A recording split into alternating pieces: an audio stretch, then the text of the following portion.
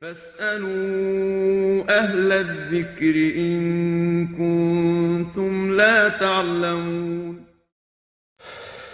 إن الحمد لله نحمده ونستعينه ونستهديه ونستغفره ونعوذ بالله من شرور أنفسنا ومن سيئات أعمالنا. من يهده الله فلا مضل له ومن يضلل فلا هادي له، وأشهد أن لا إله إلا الله وحده لا شريك له، وأشهد أن محمدا عبده ورسوله. اللهم صل على محمد وعلى آل محمد كما صليت على إبراهيم وعلى آل إبراهيم إنك حميد مجيد. اللهم بارك على محمد وعلى آل محمد كما باركت على إبراهيم وعلى آل إبراهيم إنك حميد مجيد. Dear viewers, brothers and sisters in Islam, Assalamu alaikum wa rahmatullahi wa barakatuh. I'm your host Karim AbuZaid, and I'm coming to you live from Al Minhal Academy here in New Jersey. I love you all for the sake of Allah, and I'm looking forward to having an exciting show with you. You enjoyed Sheikh Okasha the last couple of nights, and I want to let you know that Sheikh Okasha is going to be a regular host of the show, inshallah, bi'idhnillahi ta'ala, at least once or twice a week. So me and him are going to be co-hosting this show, bi'idhnillahi ta'ala, trying to help you as much as we can from the little knowledge Allah subhanahu wa ta'ala bestowed upon both of us. And bi'idhnillahi ta'ala, actually we're trying to set some equipments up bi'idhnillahi ta'ala that actually both of us can be together. This is if we manage to get a couple of more cameras and the rest of the equipments, inshallah. So we're working on this as we speak to improve the quality of the show as well, bi'idhnillahi ta'ala. So you call us 1-800-587-9075. This is the best way to get in touch with us, and that's why we're live right now. This show is actually live, and I hope you see that live on the screen.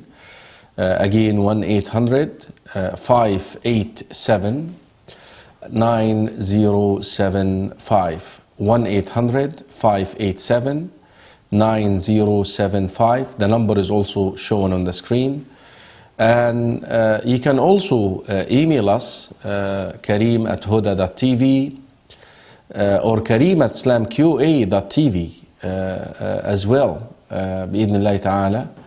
And we do have a Facebook page where you can actually post your question. If you don't feel very comfortable talking to us over the phone, you can actually do this as well, bi'idhnillahi ta'ala. We do have a caller here. Hopefully the line will pick him up. Assalamu alaikum wa rahmatullahi wa barakatuh. Assalamu alaikum, amen. Welcome back. This is Pam from Georgia. Sister Pam, how are you doing? Jazakallahu khairan. Well, I'm just as confused as ever. Help! Oh, may Allah subhanahu wa ta'ala remove the confusion, ya Rabbal Alameen. How can we help you tonight? How can we help out? Okay. Go ahead. Okay. I'm not sure I'll get this all correctly. I see you on the screen talking, so I don't know if you're hearing me or not. But the sheikh was talking to someone the first night about the meat. Okay. He told the caller that they could eat the meat from the people of the book.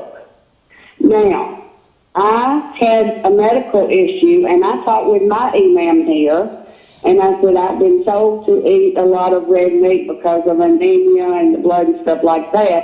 And I said, it's easy here. Can you dip into Walmart or Publix or something like that? And he said he called a scholar in Chicago, and the scholar said, we prefer you stick with the halal. And I said, okay, that's what I'll do.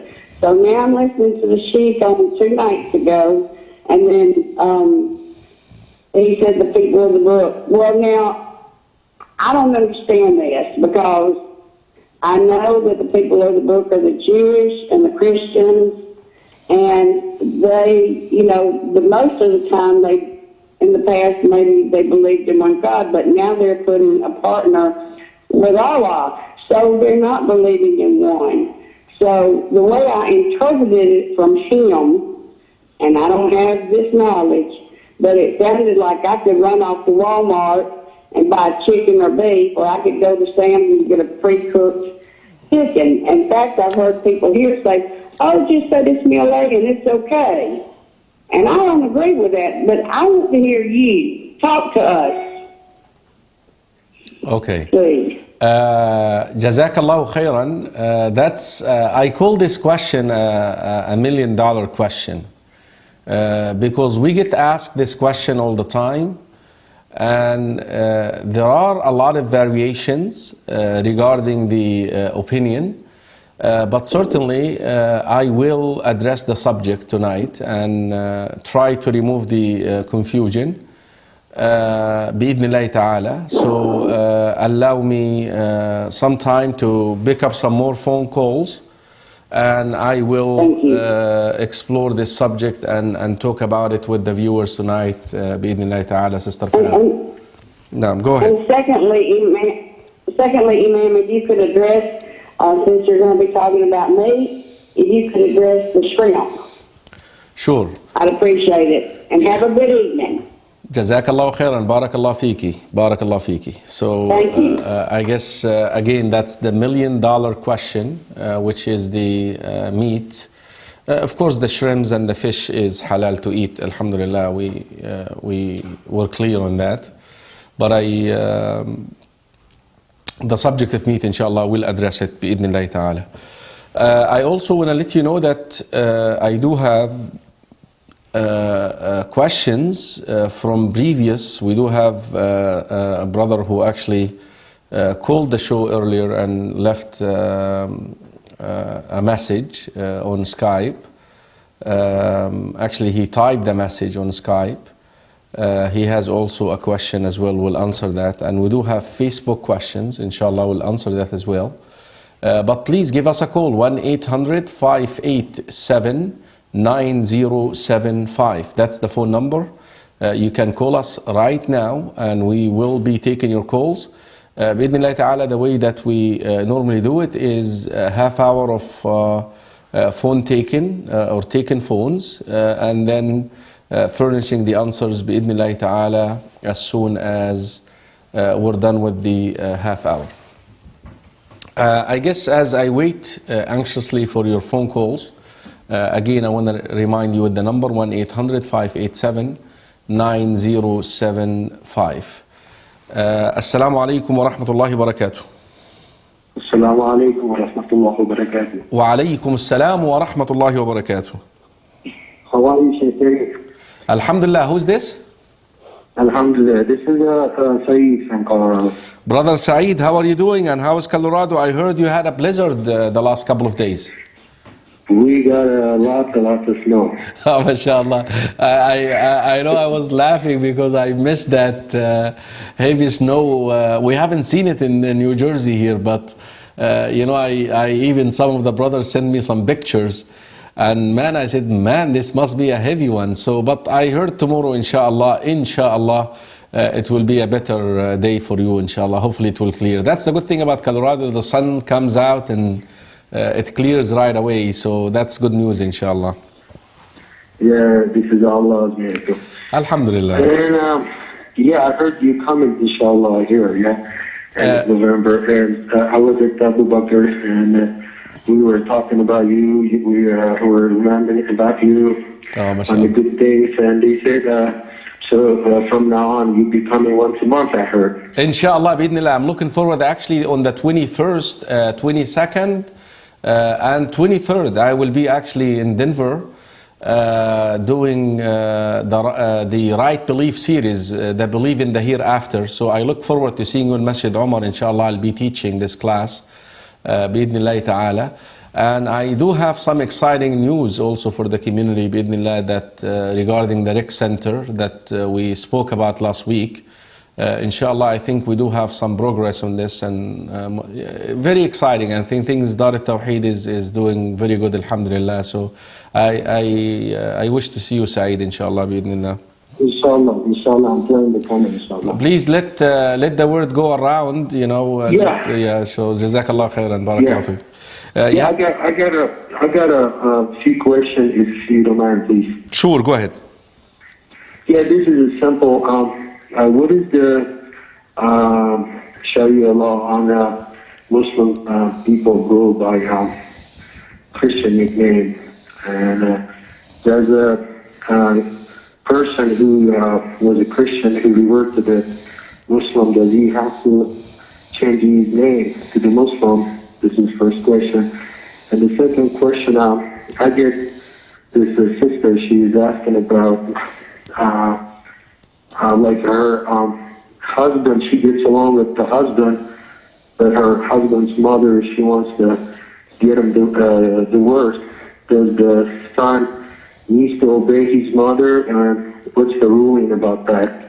So, Or, what does the mother want? I'm sorry, can you say this again? She wants her... This sister, she was telling they do get along she gets along with her husband, but the husband's mother, she wants him to get divorced. Oh, I see. Okay, Jazakallah, mercy. And the question is, does he needs to obey his mother? How's the Sharia law on that? Okay, sure. And the same kind of connected question is this lady, she's Muslim, she wants to get divorce from her husband, but the husband doesn't approve. At the same time, husband, he kind of can't do his duty like as a husband. Mm-hmm. She wants to get a khula, but she doesn't live in the United States, but the judge rulings are totally different against her. She was wondering, you know, what's the rule on that too? You know, how to get the khula when the husband declines. You know, he doesn't want to let her go. Okay, the wife now wanna get a khul'a. Are you aware of she has an excuse to request that khul'a? Yeah. I've heard about your lecture when the husband can do like a marriage duty, you know, and privacy, or like you know, and a few reasons, you know, you can't provide for the family, right, or right. you can do as a husband duty, you know. I think one of those he can be as a husband. He can just, you know, handle his duties. Okay, got it. Husband. Jazakallah khairan. We'll answer that bi'idhnillah ta'ala. All right, thank you so much. Good to hear you, Sheikh. Jazakallah khairan, brother Saeed. Barakallah feek. Ahsanallahu alayk. Salam. I miss you. Bye-bye. Inshallah. Salam wa rahmatullahi wa barakatuh. MashaAllah, brother Saeed got us really busy with we're dealing with big subjects tonight, I have to say. I mean, these are big, huge subjects. So I hope, inshallah, we have a couple of more minutes, actually 10 more minutes, inshallah. 1-800-587. We're live right now, 9075. 1-800-587-9075. This is the phone number. You can call us and present your question by calling, or you can go to Facebook and post your question. We do have a Facebook page, IslamQA.tv. You can go and like that page and actually post your question as well. Or you can email your question, Karim at IslamQA.tv or Karim at Huda.tv. You can actually post your question there, bi'idhnillahi ta'ala. Or send your question, but the easiest way, just call us bi'idhnillahi ta'ala. I guess I will inshallah begin exploring these questions because they are heavy ones, so we're gonna try to answer, and we'll pick up the phone as we go bi'idhnillahi ta'ala. Well, let me deal with the first question which I received through Skype from a brother. I believe he's Arib or Sakib. I'm trying to retrieve the question here quickly. Inshallah, that's the first question that we received from our brother here. And he's asking regarding Salatul Shuruq. Basically, if somebody observes Salatul al-Fajr in Jama'ah in the masjid, and he then stays in his place. Here it is. If someone sits in the masjid after Fajr, so someone who goes to the masjid to pray Jama'ah, and he would pray Fajr and then sits until the sun rises. He is engaged in the remembrance of Allah subhanahu wa ta'ala. And after the sun rises, he allows the sun to leave its central location, and it's called, when the sun rises, it's central. Just allow some time for the sun to scoot over a little bit. Normally the scholars say 10 to 15 minutes, 12 to 15 minutes. Then afterwards, you stand up and pray 2 rak'ahs. You receive the reward of Hajjah and Umrah. And the Prophet ﷺ, because the amount of reward is so much, Rasul ﷺ confirms this by saying complete, complete, complete. Complete, complete, complete. Like it's true that you actually receive that reward. We call this Salatul Shuruq. Salatul Shuruq. Now the brother is asking, this is a brother because he can go and pray in the masjid. What about the sister? Let me take that phone call and then we'll come to that question. Assalamu alaikum wa rahmatullahi wa barakatuh. Wa alaikum assalam wa rahmatullahi wa barakatuh. Now, name, state, and question, please. Name is Brother Mustafa. I am from Jersey. Okay. My question, Karim, barakallah feek, Wa feekum barak, is regarding the etiquette of giving dawah. Okay. We often go and we set up dawah tables and we give dawah to the general public.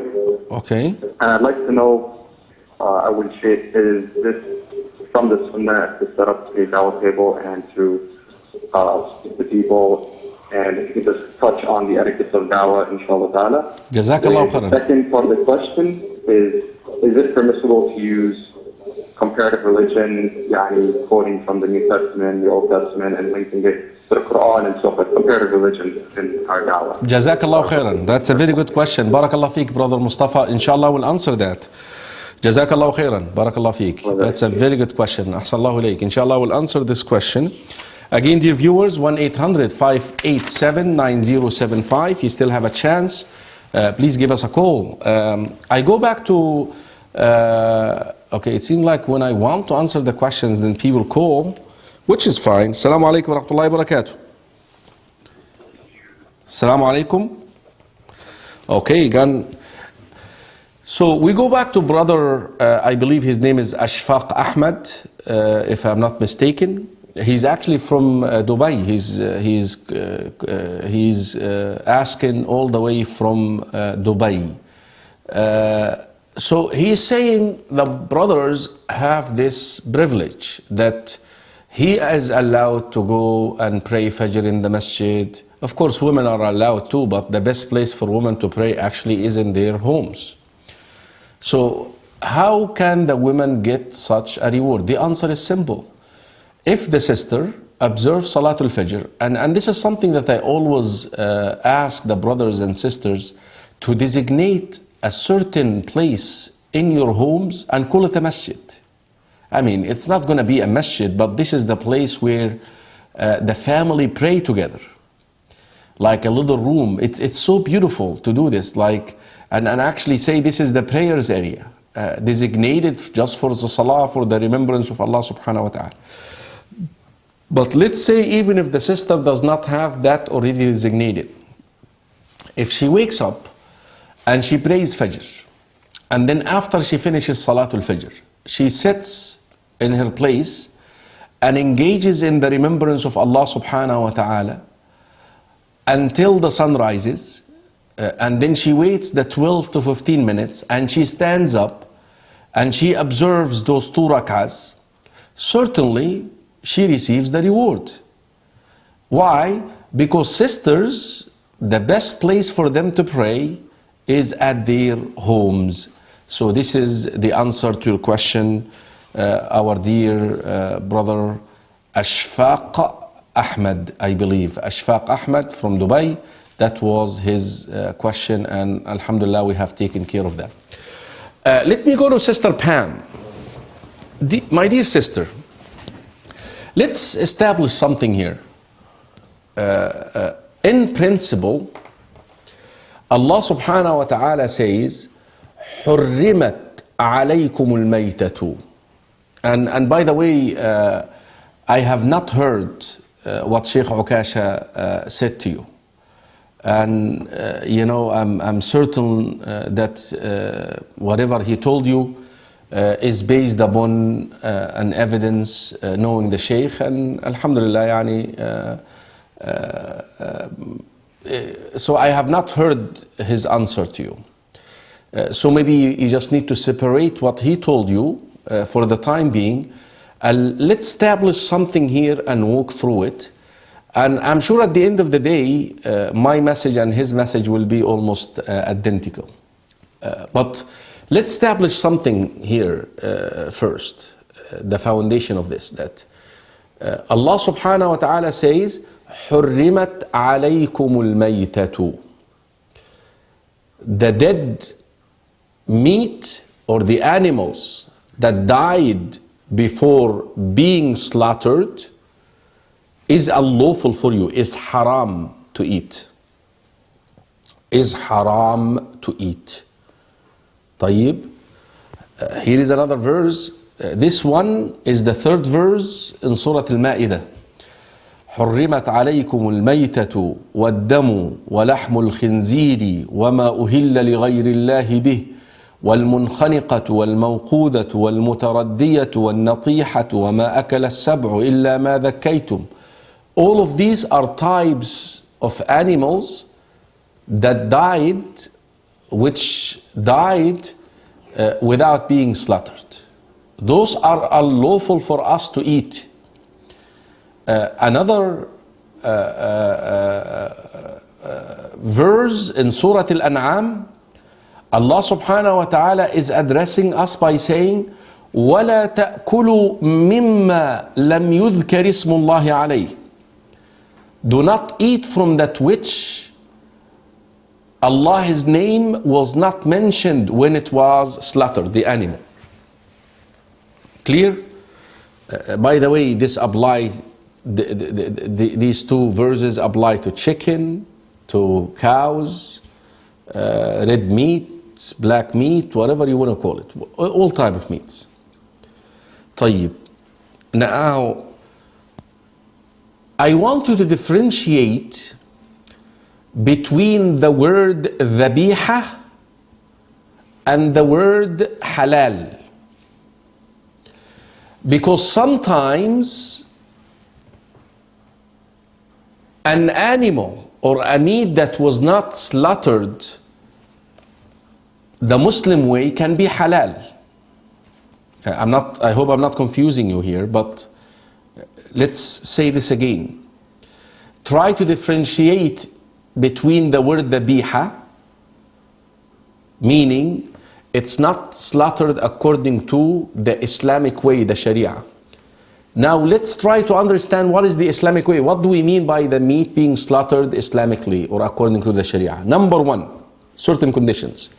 Number 1, let me take that phone call again, but this is, hopefully you know where we stopped at this stage. Assalamu alaikum wa rahmatullahi wa barakatuh. Wa alaikum assalam wa rahmatullahi wa barakatuh. Naam, name, state and question. I have a question for Sheikh Karim. I am calling from Colorado. My name is Al-Hassan. Brother Al-Hassan, Jazakallahu khairan. How are you tonight? Your question, please. I am doing very good. Alhamdulillah. Alhamdulillah. Your question, Brother Al-Hassan? My question, I recently heard a sheikh saying that during the election that Muslims should not be voting in these past elections in America because they are voting for people that are going to wage war against Muslims. And I was wondering, if we cannot vote in the elections, how about us that are here in the West that are working and our taxes are sponsoring these wars that they are waging against Muslims? Okay, so basically your question, Brother Al-Hassan, is regarding should we contribute to the political process in the United States as Muslims or not? That's your question. Yeah, but if we cannot vote in elections because we are voting for people that are going to Congress and they are voting for wars against Muslims, how about us working and paying taxes and our taxes? Okay. And our taxes are paying for these wars against Muslims. Okay. Should we even be working in the West at all and paying taxes and those taxes waging wars against Muslims? Inshallah, I got you, Brother Al-Hassan. Inshallah, I'll answer your question, Okay. inshallah. Jazakallah khairan, and thank you for calling. Thank you. All right. So I go to the issue of the biha, and I'll answer Brother Al-Hassan, inshallah. So far, Sister Pam, dear viewers, I don't want to confuse you because I really want to take my time answering these questions, because I think if we answer it one time, post it on YouTube, maybe that will solve the issue. So far we established something very important, that we're not supposed to eat meat that is not dhabiha. It's called mayta. And this is what is meant by the verse, mayta is haram. Mayta is meat that is not slaughtered according to the Sharia. We use the word dhabiha. Okay, what does it mean, the word dhabiha? 3 to 4 conditions. Number 1, that the animal is slaughtered, meaning it was not shocked to death or drowned to death. That the knife went into the throat. This is condition number 1. We call this, for it to be dhabiha. Dhabiha. Again, dhabiha, another word for dhabiha according to the Islamic Sharia.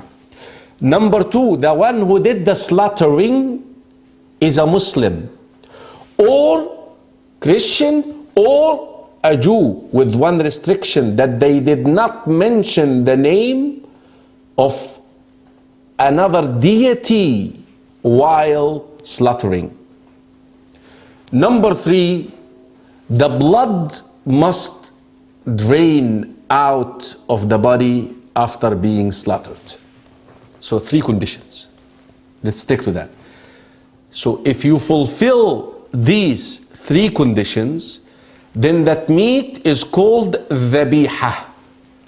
Then it is lawful for us to eat. And this is what we must strive in principle to eat as Muslims. This is the principle upon which we move. طيب. There are 2 exceptions to this rule. There are 2 exceptions to this rule. Exception number 1, if a Jew or a Christian invite you to eat in his house, or in a restaurant, if he invites you to eat in his house, let's say with the house, let's stick with the house, and he offers you meat, even though, that is the proper English here, even though these 3 conditions were not fulfilled, you can say Bismillah and eat. Remember I mentioned the word restaurant? I was teasing there. But these restaurants out there are not the people of the book. McDonald's, Olive Gardens, promoting these on IslamQA. Hopefully they will send us some donations. We can accept it, it's okay. All these restaurants, they are not the people of the book. What is the wisdom behind this? You know, if a Christian invites me to his house to eat, and then he offers me meat. Oh, I'm sorry, I won't eat your meat. And you look like you're disgusted with his meat. How this will sound? You see, we're supposed to give da'wah to those people. And for this reason, Allah subhanahu wa ta'ala told us to eat their meat. And I know, Sister Pam, you're saying, but the Christians at this time, they are overdoing it once it comes to Jesus and once it comes... You know, the same verse which tells us to eat their meat is in the same chapter where Allah subhanahu wa ta'ala says, those who say that the Messiah is Allah, those who say that Allah is one of three are disbelievers. Surah Al-Ma'idah. And Surah Al-Ma'idah is one of the chapters, the last chapters revealed from the Quran. I hope you're getting my point here. وَلَا نَسْتَدْرِكَ عَلَى اللَّهِ. Allah is the one who revealed this.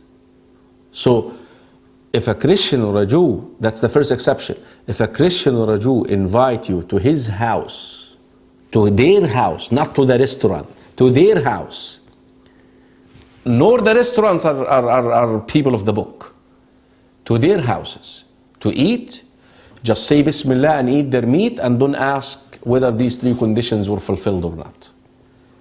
And how often this happens? Once or twice? What is the second exception? You're driven by a necessity. What is a necessity in our religion? Al-halaka, madannatul halaka. That you're about to die, and the only available, you're about to die from hunger, and the only available meat or food which will save you is meat that is not dhabiha, that is not halal to eat, not dhabiha. These three conditions were not fulfilled. Allah tells you, go ahead and eat, but eat what saves your life. Don't fill your stomach. And that verse which I refer to, verse number 3 in Surah Al-Ma'idah, chapter 5, I believe, Surah Al-Ma'idah, where Allah subhanahu wa ta'ala said, حُرِّمَتْ عَلَيْكُمُ الْمَيْتَةُ وَالدَّمُ وَلَحْمُ الْخِنْزِيرِ وَمَا أُهِلَّ لِغَيْرِ اللَّهِ بِهِ. All these type of animals, all the types of animals which were not slaughtered, fallen down to death, or strangled to death, drowned to death, all of these, at the end of the verse, Allah subhanahu wa ta'ala says, فَمَنِ اضْطُرَّ فِي مَخْمَصَةٍ غَيْرَ مُتَجَانِفٍ لِإِثْمٍ فَإِنَّ اللَّهَ غَفُورٌ رَحِيمٌ. If you are driven by necessity, you're about to die, and the only meat available, the only thing available to save your life, because you're about to die from hunger, is a meat that was not slaughtered. These three conditions were not fulfilled. Save your life. Go ahead. Save your life. That's the principle in which. Now, there is another question here which is so important, which we really have to bring up. Do we have halal or dhabiha meat available? Yes, we do. In every town in the United States now, in every town in the United States, we do have halal stores, dhabiha stores. Now, how in the world would you go to Giants, to Walmart, I don't know if they sell meat or not, to other stores, and buy their meat, and you abandon your Muslim brother who invested his money for you to have halal store?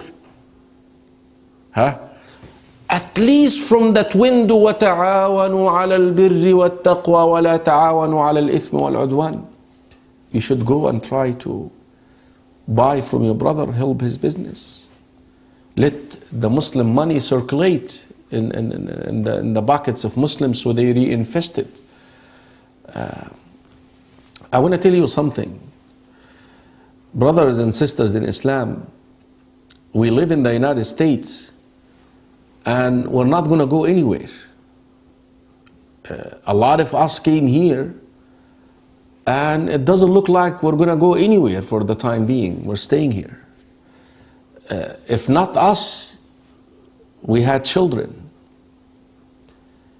We had children, and these children were born here. And I don't think they're going to go anywhere. Let's establish Islam here. Let's establish the religion here. You know, I have to say this, and I have to say this in a way that, stating the truth. The brothers who follow the school of thought of Imam Abi Hanifa, rahimahullah, Imam al-Alam, they actually believe that they cannot eat but dhabiha. I'm going to tease you here, but I'm not ridiculing my brothers. I'm talking about the brothers from India and Pakistan, and that's where actually even so the madhab al-Imam Abu Hanifa is in other parts of the Muslim world, but this is where the focus is. Some of these brothers, you would ask him, brother, do you smoke? Yeah, sometimes, I take a little smoke here and there. Brother, do you drink? Yeah, sometimes, astaghfirullah, but I do, sometimes, it's haram. Brother, do you eat meat that is not dhabi? Astaghfirullah! No way! Astaghfirullah. They actually believe that. All these halal stores that we have in the United States, I have to say this, it's because of these brothers. Because they believed that we have to eat dhabiha. You see, there is a saying out there that says, need is the invention. I think need is the, when you need, you invent, you come up with solutions. Because they needed to eat meat and they realized that the only meat they are allowed to eat is dhabiha meat. That is why they started with these farms, growing the animals, then the stores. And imagine, that created a lot of jobs for Muslims. And now, guess what? If we insist as Muslims to eat just dhabiha, guess what? Giants, like it carries kosher, it will carry halal. Walmart, it will carry, don't we see halal meat now in some of these? Don't we? Come on, answer me. I know you're saying yes. Why? Because, what if we just compromise? Just go ahead, just eat, no problem, eat. La. Likewise, the issue of homes and mortgage, and if we just say go ahead and own your homes by mortgage and take a loan from a bank, make life easy for people, it's over. But if we feel cornered, I need to have a home for my family. Banks now are considering American banks, British banks, especially in Britain, because the Muslims there insisted that I want to own my home Sharia way. They came up with solutions. I think you're getting my point, dear brothers and sisters in Islam, dear viewers. We can't just settle and say, oh, it's permissible. Listen, there are some jurists out there in the Muslim world, and knowable, renownable jurists who said it's okay, just buy and say Bismillah and eat. And some students of knowledge adopt, they blindly follow them. But we live here, we know how it goes. Halal meat is out there. Go, look for it, buy it. And this is the way it should go. I really wanted to remove any, and I hope, Sister Bam, I did not confuse you, but I really wanted to make this crystal clear to the viewers, بإذن الله تعالى. طيب. By the way, you still can call 1-800-587-9075. You can call me. But we've taken care of 2 questions so far. We come to Brother Saeed from Denver.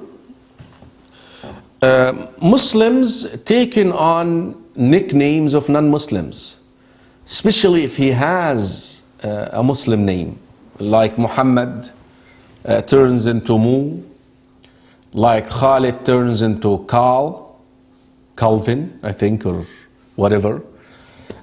I think the whole issue has to do with inferiority.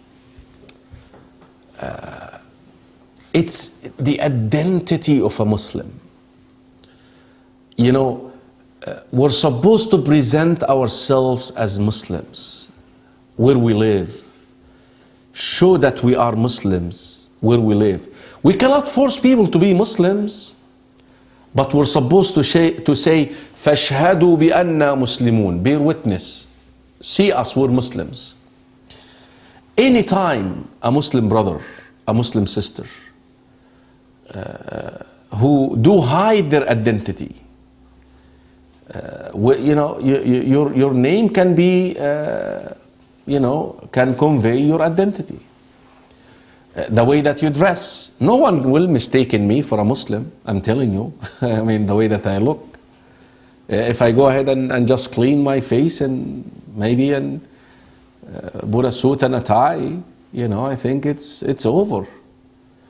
I think the issue has to do with this. How can we bring up our Muslim children to be proud of their Muslim identity?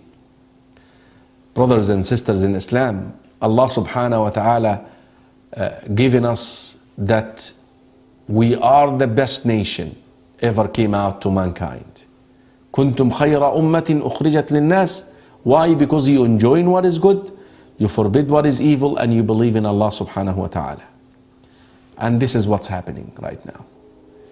Unfortunately, we're not doing that. That's why we are in the back of the nations. And this is why a lot of Muslims are not having that sense of pride in their identity. And that's why they take on nicknames or even non-Muslim names. Is that right? That's absolutely wrong. قال صلى الله عليه وسلم من تشبه بقوم فهو منهم. Whosoever tries to mimic people, look like people, he is one of them. We leave it at this, inshallah, بإذن الله تعالى. I think the other question that Brother Saeed had is, can or does a revert, someone who just accepted Islam, does he have to change his name and take on a Muslim name? The answer is yes and no. Yes, if his name contradicts our religion. Once it comes to the Aqidah, for example. If his name, like, you know, to be the servant of a created object or a created being, certainly his name has to change to a Muslim name. But if you have a name that, you know, does not entail any shirk or any significance once it comes to other religions, then you do not have to change that name. You can keep your name the way it is. John, you know, you can call yourself John, Joseph. I mean, nobody, Ashley, Pam, I mean, these names are just coming to my memory here, nothing personal. Okay, we come to the another problematic issue here. A husband and a son having to be in the middle between a wife and a mother. That's a nightmare, I'm telling you right now. That's a living hell. But Brother Saeed, dear viewers, the mother takes precedence,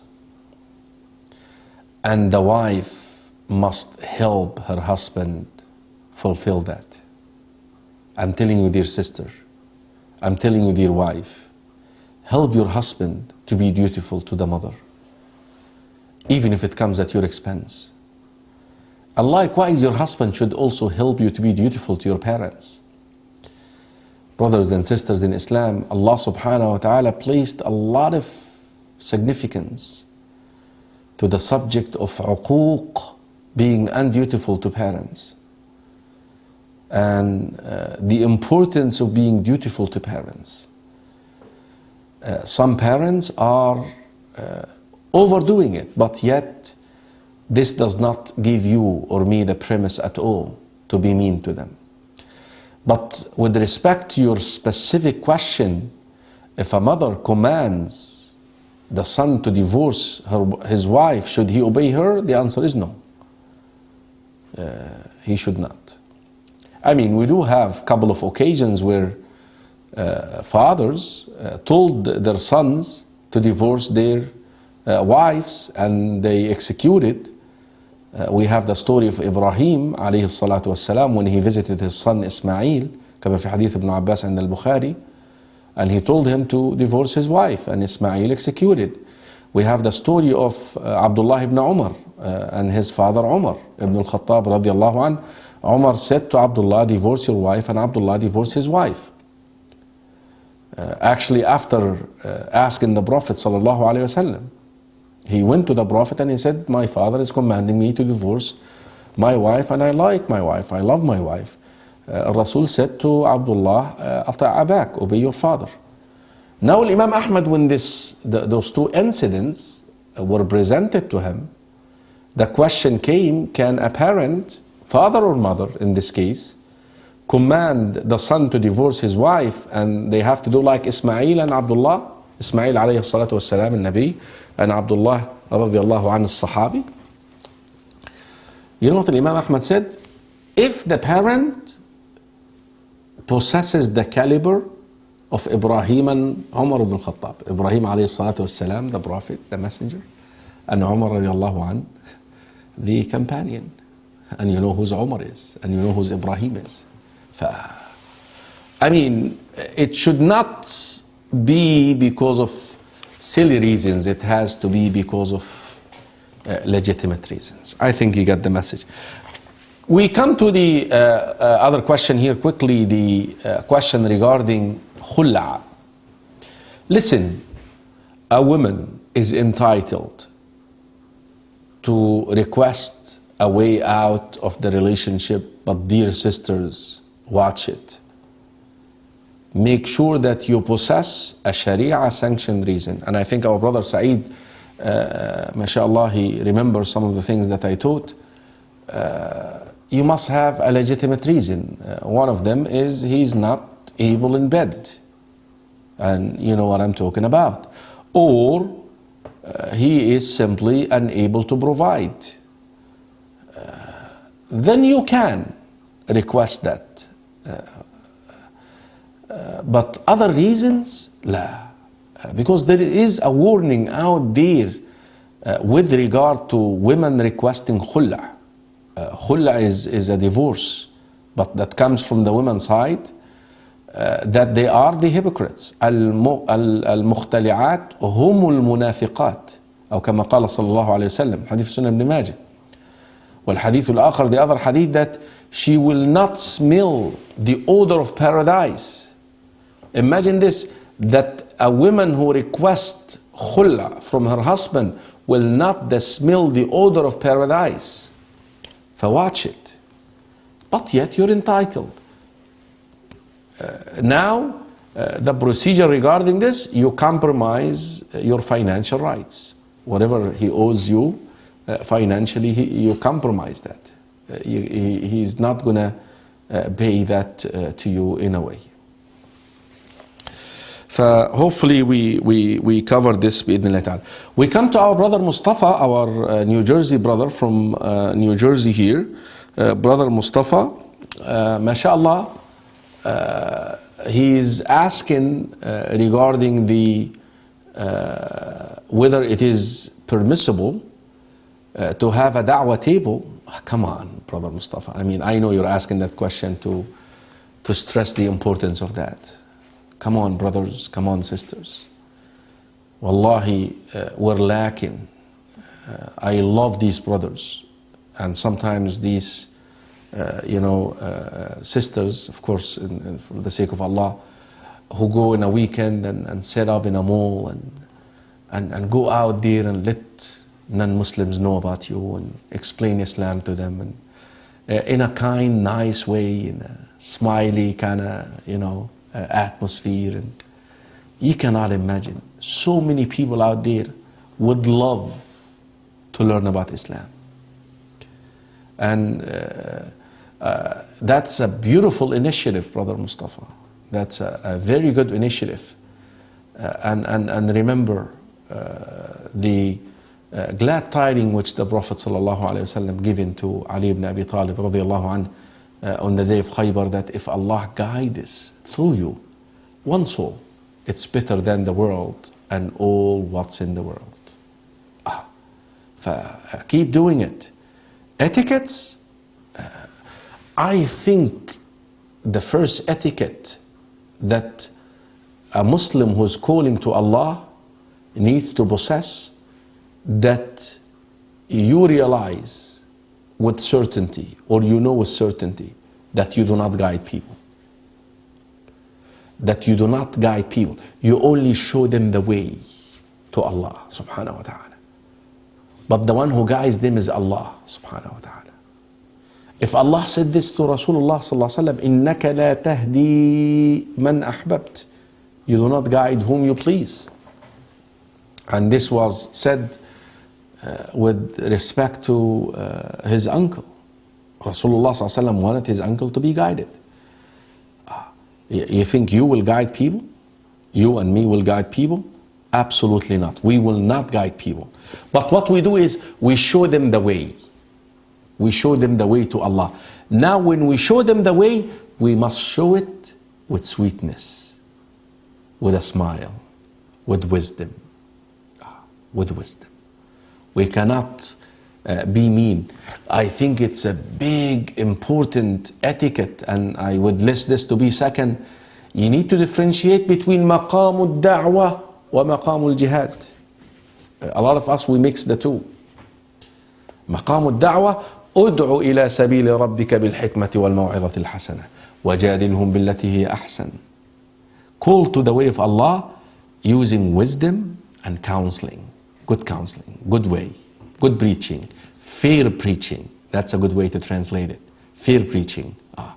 And when you debate with respect, with kindness. Now, the issue, should you use, I think that's a very good question here. Should you use texts from the Gospel, from the Torah, to build up your case? I want to tell you something. The Quran is sufficient. The Quran is sufficient. And you becoming well-versed with the Quran and with the Aqidah is the key to call others to Islam.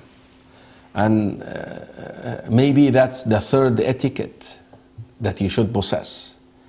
That you must become very well versed with your belief system. I think that's where a lot of those who call to Allah are lacking. The Aqidah, the understanding of the Aqidah and how to convey the Islamic belief system to non-Muslims, especially Christian and Jews. You see, Brother Mustafa, dear viewers, when the Prophet ﷺ sent Mu'adh ibn Jabal radiallahu anhu to Yemen, كما في حديث ابن عباس في الصحيحين عند البخاري ومسلم, he said to him, إنك تأتي قوما أهل كتاب. Where you're going to are people of the book, Christian and Jews. Let be the first thing you call them to is La ilaha illallah, Tawheed. Let be the first thing you call them to is Tawheed. So Tawheed is important as well. But if you're going to use a verse from here and there and this will serve the goal, go ahead and do it. But I'm telling you, I would use what I'm best at, what I'm good at, which is the Quran and Tawheed and the Aqidah. Assalamu alaikum wa rahmatullahi wa barakatuh. Wa alaikum salam wa rahmatullahi wa barakatuh. Naam, name, state and question. My name is Aminata. I'm calling from Maryland. I have a question about, I know there's a lot of Islamic financing mortgage companies that say they're Islamic. So if you are dealing with them, how would you know that they're actually using the Sharia Islamic financing? They're not just another mortgage company, just using the word Islamic in it. That's the question that I have. Jazakallah khairan, Sister Amina. I will answer you inshallah. Barakallah fiki. Assalamu alaikum. Wa alaikum assalam wa rahmatullahi wa barakatuh. Okay, we still have some time here. We have Brother Al-Hassan. I'm sorry. He's probably wondering how come you're not you're not answering my question. Okay, Brother Al-Hassan, let's establish this. I like always to go from the principle. The subject you're referring to is called السياسة الشرعية, politics. Politics according to the Sharia. Okay, here's the principle. This subject doesn't have black and white. You know what I mean, right? It's not in black and white. We don't have text that says do and do not do. What jurists, scholars, do, they deduce, they derive rulings based on something in our religion called حساب المصالح والمفاسد, the assessment of the positive and the negative consequences of the act. مصلحة مفسدة. So I can't just tell you don't vote, that's wrong. That's wrong. Vote, that's wrong either. Both are wrong. But you assess what? Masalih mafasid. Our Sharia has 5 holistic aims. And this is the order of the priority, by the way. The preservation of the religion, the preservation of the human soul, the life, the preservation of the progeny, the honor, adultery, the preservation of the intellect, al-aql, drinking and intoxicants, and then the preservation of the personal wealth, property. Now, if I have someone out there, imagine you have somebody out there who is advocating for, say, Muslims cannot practice their religion here in this country. No more Islam in this country. Imagine someone comes like this. I should try to go and vote these guys out, because I gotta preserve my deen. Someone who says, let's kill all of, so the subject, Brother Al-Hassan, and I hope you got it, because there is no, is assessment of positive and negative. If you have somebody out there who's promoting a certain virtue, is saying no to abortion, for example. No to, I know in Colorado right now they made marijuana lawful. You can get high in Colorado easy like that. You just get a doctor prescription.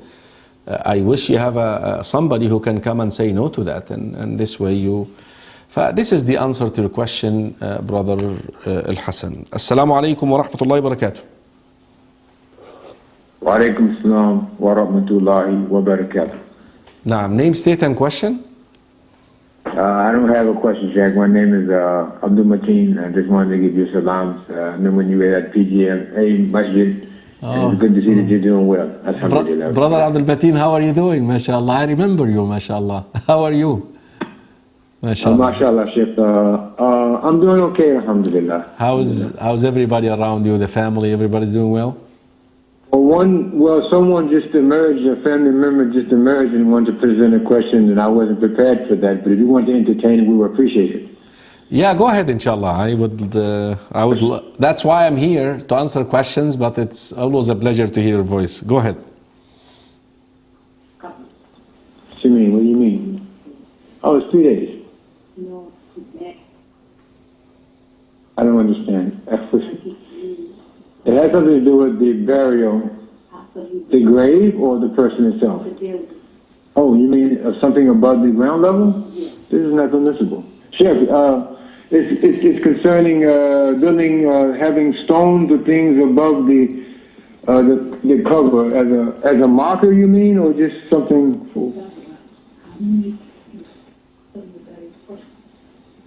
Is there a stipulation in terms of placing a stone over top of the grave?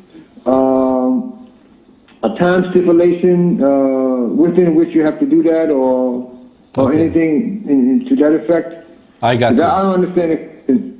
Actually, I'm conveying to my best understanding of it. I think you understood it and you answered her, and I like your answer. But in general, I would say to her, you are allowed to identify the grave. If you think it's impossible to single out that grave from the other graves surrounding it, you're allowed to mark it, but the scholar said the mark should be even with the ground, not with a stone. It should be even with the ground. Just do anything on the top of the grave that would identify that this is the grave of your relative or friend or family member. That's the best way to go about this, brother Abdul Mateen. Jazakallahu khairan, barakallahu feek. وإياكم والسلام عليكم ورحمة الله وبركاته.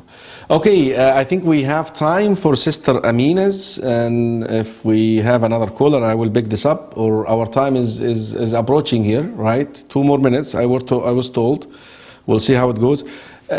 Sister Amina, to my knowledge, I don't want to get into this field of naming certain organizations on my show. I don't like that. But to my knowledge, I'm not aware of any financial institution in the United States of America that can help you buy homes according to the Sharia. All these organizations are wishy-washy. They actually take your deal and they go themselves and buy, get the money from a conventional bank. And I'm sure there are some organizations that are striving, but I would advise you to stay away from it. And this is the best way that I would, answer your question. Lately, we had an organization, a religious organization called AMJA, I believe. They actually compiled a list of these organizations and they presented their views. Go ahead and take a look at that report. You're going to find out that they are really saying that don't, do it unless, look at this now, unless you're driven by necessity, But what is necessity now? Again, we go back to that issue of meat and dhabiha, and we can rent here in the United States. We can live on rentals. And okay, that's the last caller here. Assalamu alaikum wa rahmatullahi wa barakatuh. Assalamu alaikum. Okay, I guess with this, inshallah, we have... Okay, let me try to take that caller, and I promise this is the last caller. Assalamu alaikum wa rahmatullahi wa barakatuh. Wa alaikum salam wa rahmatullahi wa barakatuh. Naam, name, state, and question, please. Yes, it's Sabah and Forrest from Forest, Utah. MashaAllah, we got Utah, we got Georgia, we got Maryland, we got Denver. MashaAllah. Sister Sabah, what is your question quickly, because we would like to sign off as soon as possible. Go ahead. Yeah, my question is baby showering. Like, I heard that it's not permissible in Islam to do baby showering, and still there's people that do it, so I'm kind of concerned about that. So, well, make dua for them, that they would apply the sunnah. The sunnah is to have a aqiqah, and maybe we can bring gifts to the family. If you want. But baby showers is an un-Islamic, tradition, and we should not adopt it, Sister Sabah. Sister Sabah, stick to the religion, regardless of how many are sticking. yes. It's always like that. But most people will not believe. ولكن أكثر الناس لا يؤمنون وإن تطع أكثر من في الأرض يضلوك عن سبيل الله. If you obey the majority of people in the face of this earth, they will misguide you. That's the way it is. Very few people will stick to the deen, will stick to the religion. It doesn't concern me at all how many are following the religion. I would love the whole, I mean, it doesn't concern me in the sense that they're not going to drive me away from following the religion. That's what I meant. But it concerns me that I would love for them to follow the religion. But if they don't, that's their business. And لا تزر وازرة وزر أخرى. Just keep practicing, keep on the truth, and make dua for them and invite them to that path with kindness and good manner, and that's the way it goes. This is the best way actually, Jazakallah khairan, this is the best way actually to close the show tonight. Dear viewers, brothers and sisters in Islam, I love you all for the sake of Allah. Whatever I said right tonight is from Allah subhanahu wa ta'ala. Whatever came out wrong is from myself and from my shaitan. And I'm 100% certain that a lot of you watching right now are more learned than me. Send me an email. Let me know what I did say wrong, but provide the evidence. I will come on the air and let you know that I made a mistake and this is the correct way to answer that question. But please provide the evidence. Inshallah, our next edition of IslamQA will be on Monday, 9:30 Eastern Standard Time, and guess who will be the host? Your favorite Sheikh, Sheikh Okasha, inshallah, bi'idhnillahi ta'ala. Till then, assalamu alaikum wa rahmatullahi wa barakatuh. فاسألوا أهل الذكر إن كنتم لا تعلمون